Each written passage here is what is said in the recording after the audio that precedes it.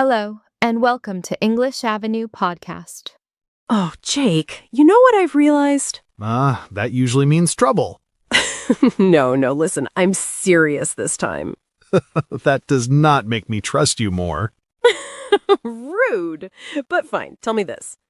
Why does tea taste better when someone else makes it? Oh, because your own tea comes with responsibility. Other people's tea comes with comfort. Exactly. My own tea feels like a task. Someone else's tea feels like healing. That may be one of the wisest things you've said this week. Thank you. I'm growing. Slowly, but yes. I knew you were going to ruin the moment. Well, it's one of my gifts. But you know what's funny? That tiny feeling actually reminded me of something my grandfather used to say. Oh? Okay, now I'm listening properly. He used to say, "A smooth sea never made a skilled sailor." That sounds wise. And a bit grand. That is exactly what I used to think. Back then, I was like, okay, I'm not even on a boat. Why are we talking like this? Fair. Very fair. But now, I get it. Easy days do not teach you much. The difficult ones do. The confusing ones do. The painful ones do. Yeah, so that's the strange part of growing up. Old advice sounds ordinary or even a little dramatic when you're young, and then life quietly proves it right. Exactly. And I think that's why today's conversation feels so special to us. Yes, because some of those old lines stay with you for years, and one day they suddenly stop sounding old. They start sounding true. So, English learners, welcome back to the English Leap podcast, your cozy little place to learn easy English through real everyday conversations. I'm Anna. And I'm Jake. And today we're talking about old advice, the little things our elders used to say, the lessons they tried to teach us, and those quiet life moments that made us realize, wow, they were right. Yes, we're talking about the advice that sounded simple back then, the lines we did not fully understand, and the real-life experiences that made those words land very differently later. Sometimes painfully differently. Very true. Life really has a talent for bringing back an old sentence at exactly the right moment. Or the wrong moment. Also true. And honestly, we have a feeling this episode might make many of you feel a little nostalgic. In a beautiful way. The kind that brings back a voice, a room, a habit, a simple sentence, maybe even someone you still remember very clearly. This is a B2 level episode, so you'll hear richer, natural English throughout the conversation, but don't worry if you don't catch every single word. Just relax, enjoy the feeling of the conversation, and stay with us. And today's episode will also have a lovely little word tour inside it. Yes, we've naturally woven useful B2 words, phrases, and a few old sayings into the conversation. So while we talk about life, you'll also be picking up real English that you can actually use. So listen out for those expressions because some of them are beautiful, some are practical, and some really do say a lot with just a few words. And before we get into it, if you enjoy learning English with warm, real conversations like this, don't forget to like the video, subscribe to the channel, and come back and sit with us again. And we'd really love to hear from you too. Yes, tell us in the comments, what is one piece of advice an elder gave you that you did not understand back then, but now feels completely true? I already know those comments are going to be good. Same. Some of them might even hurt a little. In the wisest way possible. So, Jake, what's one old piece of advice you heard when you were younger, almost ignored completely? And now hear in your head like background music every time life gets messy. Yes, exactly that. Oh, I have a few, and honestly, the older I get, the less I enjoy how right they were. That sounds like the beginning of a very personal complaint. It is. A peaceful complaint, but still a complaint. Go on then, give me one. My father used to say, actions speak louder than words. Ah, that one ages very well. Unfortunately, yes. And the annoying thing is, I always liked words. Good words, warm words, confident words. I used to trust people who spoke beautifully. A lot of us did. I remember this one person from an old job. He had the perfect way of talking. Calm voice, big promises. Always saying things like, "Don't worry, I'm with you," or "We'll handle it together." And honestly, I believed him completely. Because he sounded dependable. Exactly. Then one week, a project started falling apart. Not dramatically, just slowly in that quiet, stressful way. Deadlines slipping, tension rising, people getting a little colder every day. And that was when I noticed something. His words stayed lovely, but his actions disappeared. Ooh. He still spoke nicely, still made promises, still sounded supportive, but when it came to staying late, helping properly, or sharing responsibility, he was suddenly nowhere. That kind of thing really hits home. Yes, and when something hits home, it feels deeply personal, not just true in general, but true inside your own life. It lands in your chest, not just in your head. That's exactly it. I went home that evening and I could almost hear my father's voice. Not loud, not dramatic, just there. Actions speak louder than words. Life has a way of repeating our elders in the surround sound. It really does. And the worst part is I was very stubborn about it at first. Stubborn meaning you refuse to change your mind even when the signs are standing right in front of you. That was me. I kept defending him in my head. No, he means well. No, he's just busy. No, I'm probably being unfair. Ah, yes, the little speeches we give ourselves when reality is trying to be helpful. Exactly. And then, of course, I had to learn the hard way.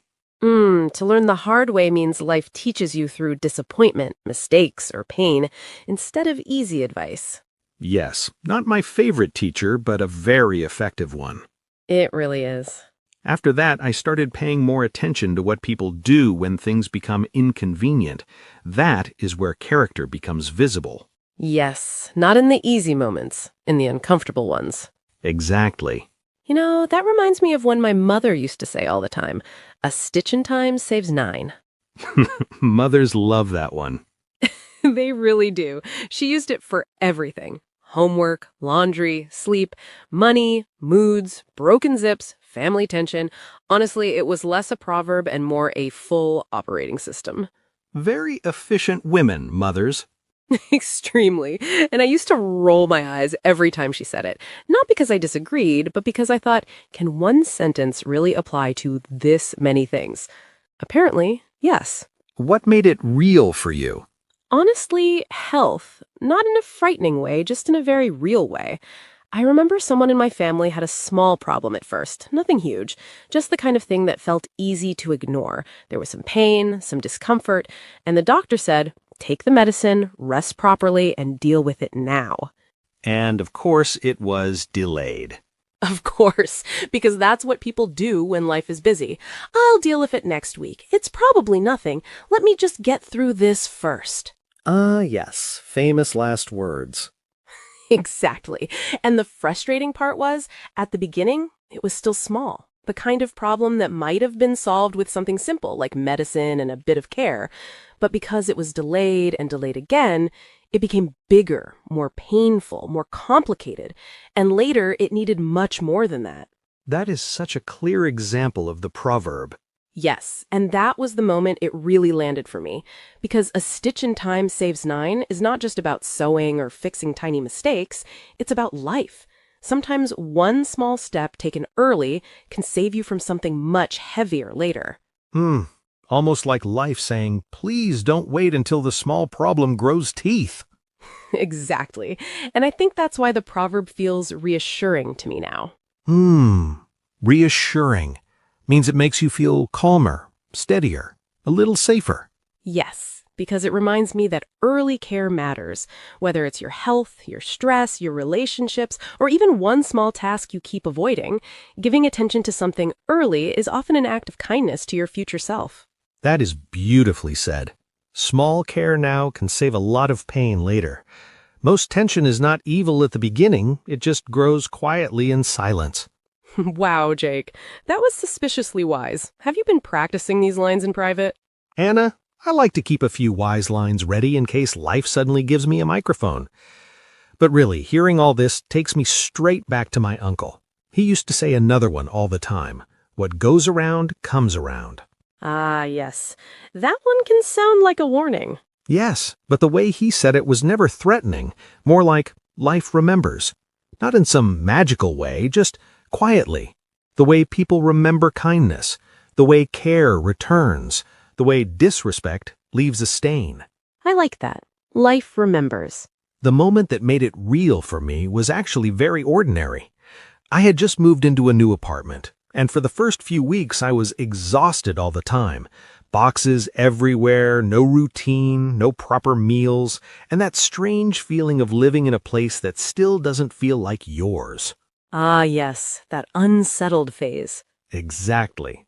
One evening I came home late, carrying too many bags, half thinking about work, half thinking about dinner, and I realized I had left my wallet at the office. Of course you had. Naturally. So there I was, tired, hungry, and holding groceries I could not pay for. And the man at the little shop near my building looked at me, smiled, and said, "It's fine. Bring it tomorrow." Oh, that's lovely. It really was. It was such a small thing, but in that moment it felt huge. He did not know me properly. I was just the quiet man from the building who always looked slightly tired. Very strong image, Jake. Chuckling. Accurate image, unfortunately. But that moment stayed with me. Not because of the money, it was the trust, in such a simple moment. Then a few months later, I saw him outside the same shop trying to move a heavy delivery box on his own. It was one of those awkward, too heavy, impossible to carry boxes. The kind that suddenly becomes everyone's business. Exactly. So I put my things down and helped him carry it inside. It took maybe 2 minutes, nothing special, but he looked at me and said, "See? It comes back." Oh, that's beautiful. Yes, and that was the moment the proverb really settled in me. What goes around comes around. Not like punishment, not like luck. Just the simple truth that kindness often finds its way back. That gives the proverb a very different feel. It really does. And honestly, it gave me perspective. Perspective is the way you start seeing life more clearly, from a wider angle. Yes, because after that, I stopped thinking of kindness as something small. I started seeing it as something that moves. One person makes life a little easier for another, and then that person carries that same softness somewhere else. That is lovely. It really stayed with me. Oh, yes. And that reminds me of another one I've carried with me for years. All that glitters is not gold. Whew, that one has survived every century for a reason. It truly has. And I think it fits modern life so well, too, because now we have even more glitter, more images, more polished lives, more shiny versions of people. More beautifully edited disappointment. That should be on a mug. I would buy it. For me, that proverb became real through a job, actually. Years ago, I was offered something that looked perfect from the outside. Nice title, lovely office, impressive company name, all the things that make other people widen their eyes and say, wow. And I won't lie, I was drawn to the shine of it. But the shine was not the truth. Not even close.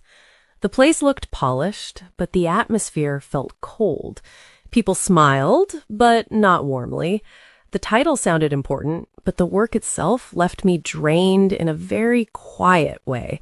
I remember coming home each day feeling smaller, not stronger. That is such a sad kind of mismatch. It was. And honestly, that season was humbling. Humbling means life lowers your pride a little and reminds you that appearance and reality are often very different. Yes, I had to admit that I had been impressed by the surface. I was chasing what looked good, not what felt healthy. And after a while, that old proverb started to resonate with me in a much deeper way.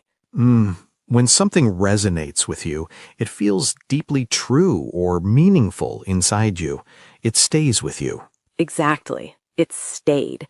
And now I think about that proverb not just when I see flashy things, but when I meet charming people, glossy opportunities, even perfect-looking lives online. Sometimes the shine is real. Sometimes it's only light on the surface. That is beautifully said. Thank you. I'll take that and treasure it for at least 5 minutes. Please do. But out of all these old sayings, there's one that gets me most these days. Not in a loud way. in that quiet, sneaky way that catches you when you're not prepared. Time and tide wait for no man. Oh, yes, that one always carries a little ache, doesn't it? It really does. When I was younger, I heard it like a warning adults gave you when they thought you were wasting time. Stop being lazy, stop delaying, do something useful. But now it feels bigger than that. Softer, too, and somehow sadder. Oh, in what way? In the family way, in the growing up way, in the I truly thought there would be more time way. That's where it hits me now. I think of my grandfather a lot when I hear it. He was never the type to sit you down and give a grand speech. He was quieter than that. But every now and then he'd say something small, almost in passing, like, "Come by when you can. Time moves quickly." And back then, that probably just sounded like one more sentence. Exactly. Just one more sentence floating around the room. And of course, I was young, busy, distracted, always rushing towards something, always thinking the real important life was somewhere ahead of me. We all think there will be another afternoon, another visit, another ordinary day that feels like it will always be there. Yes, and then one day you realize the afternoons changed, the people changed, the house changed, even your own voice changed, and suddenly a sentence that once sounded so simple starts feeling enormous. Honestly, this whole part of the conversation makes me feel very nostalgic. Nostalgic is that warm, emotional feeling you get when the past comes back to you, not just as a memory, but almost like a whole atmosphere returning. Yes, exactly. That's the perfect word for it. Because when I look back on those years now, I don't only remember what was said, I remember the whole feeling of it. The room, the tea, the slow fan turning above us, the sound of plates from the kitchen, the way evening light sat on everything so gently. And the strange thing is, nobody in those moments knew they were living inside a memory that would one day feel precious. And to look back on something means to think about it again from where you are now, with older eyes and a different heart. Yes, that's exactly it. And that proverb feels so true now because time really does move whether we are ready or not. People grow older while we're making plans. Seasons change while we're postponing conversations. Children become adults while someone is still saying, "We should all sit together one day." Ooh, that one really sits with you. It really does, in a quiet way, the kind that stays. You know what I love, though? Not all of their wisdom feels sad when it comes back. Some of it feels strong, almost steady, like a hand on your back when you need it most. Ah, yes, I know exactly what you mean. My grandmother used to say, "Where there is a will, there is a way." And what gets me now is not the sentence itself, it's her, because she lived it so fully, quietly, naturally, without turning it into a speech. Tell me. She didn't have an easy life. Not much comfort, not much rest, not much extra of anything, really. And yet somehow she always found a way. A way to keep the house warm, a way to make food stretch, a way to help someone else even when she herself was tired. A way to carry on without making a whole performance out of her strength. That kind of strength feels different, doesn't it? It really does. It doesn't ask for attention. It doesn't try to impress you. It just holds life together quietly. That is so beautiful. It is. And I think that's why the proverb feels different to me now. It doesn't sound loud or motivational. It sounds faithful. It sounds like someone deciding, very quietly, life is hard, yes, but I'm still going to keep going. That is such a powerful kind of hope. Yes, a calm kind, a kitchen kind, a real life kind. Kitchen kind is somehow the perfect description. You know what I mean. I do. And honestly, I think we grow into those old sayings. To grow into something means it starts fitting you more naturally over time, as you change and become ready for it. Yes, that's it. The words stay the same, but we become people who can finally hold them properly. At 20, they sit near you. At 30, 40, 50, they sit inside you. That may be the loveliest part of all this, actually. Our elders were not always giving us polished speeches or perfect life lessons. Sometimes they were just leaving little tools behind, little protections, little truths. And years later, when life becomes more complicated, We finally reach for them. Yes, we don't always receive wisdom when it is spoken. Sometimes we receive it much later when life finally gives the sentence a shape we can recognize. Wow, Jake, that was very poetic. I'm trying to earn my tea. Fair enough. Keep going. The tea is still yours for now. Thank you, generous of you. But truly, that's what this all feels like to me now. Not old people repeating themselves because they had nothing else to say, more like people who had already walked through storms, heartbreak, mistakes, and long, ordinary years, quietly leaving signs behind for us. And the signs looked so simple. That was the clever part. Yes, simple enough to remember, deep enough to come back years later and mean something completely new. Which is probably why those lines still live in our heads like background music. Even when we pretend not to hear them. Especially then. Especially then. All right, then. Since today's conversation was full of beautiful old sayings, family memories, and quiet life lessons, let's slow down for a moment and take a little word tour through some of the words and phrases we used today. Yes, these are the words that gave this episode its feeling. Some are warm, some are thoughtful, and some carry a lot of truth. So let's start with our first word from today's conversation, nostalgic. If you feel nostalgic, you feel warm and emotional about the past. It is not just remembering something. It is feeling the mood, the place, and the heart of that memory again. For example, this conversation made me feel nostalgic for old evenings at my grandparents' house. Or, that old proverb made her strangely nostalgic for her childhood. Repeat, nostalgic. Nostalgic. Next, a lovely word we used, reassuring. If something is reassuring, it makes you feel calmer, safer, or less worried. It gives you a quiet sense of comfort. For example, hearing my mother's old advice felt reassuring in that stressful moment. Or, his calm voice was very reassuring when everything felt uncertain. Repeat, reassuring.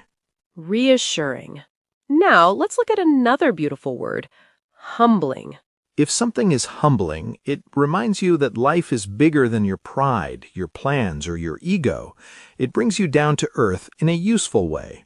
For example, that experience was humbling because it showed me how little I really understood at the time. Or it was humbling to realize that my grandmother had been right all along.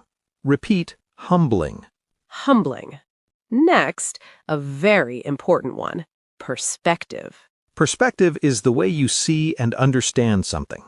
When you gain perspective, you begin to see life more clearly, often from a wider and wiser angle. For example, age gave him a new perspective on the advice he used to ignore. Or that experience changed my perspective on what really matters. Repeat, perspective. Perspective. Now, let's come to a very relatable word, stubborn. If someone is stubborn, they do not change their mind easily. They keep holding on, even when someone is trying to help them see things differently. For example, I was too stubborn to listen when my elders were trying to guide me. Or, he is kind, but very stubborn when he thinks he is right. Repeat, stubborn. Stubborn. Next is a beautiful verb, resonate. If something resonates with you, it feels deeply true or meaningful to you.